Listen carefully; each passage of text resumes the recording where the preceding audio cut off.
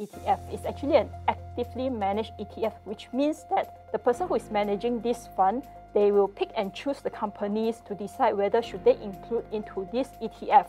As such, there will be a fee charged onto it known as expense ratio. It means that for every $1,000 that is invested over a year, the person will need to pay a fee of about $750. ARK Innovation ETF is actually investing in disruptive innovation companies, and they are actually having 28 companies as of 14 Feb 2023. So here are the latest top 10 holdings company that is available. So let's further find out what is the technology breakdown within this ETF.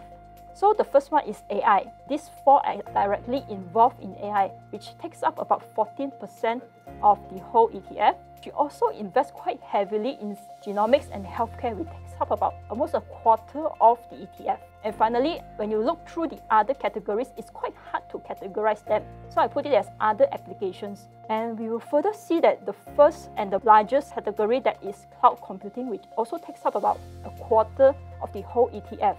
And now let's look at the historical performance of ARK. Since pandemic started in 2020, and a lot of people stayed at home, they cannot go anywhere, and that is where all those tech companies, they actually are going on through a bull run.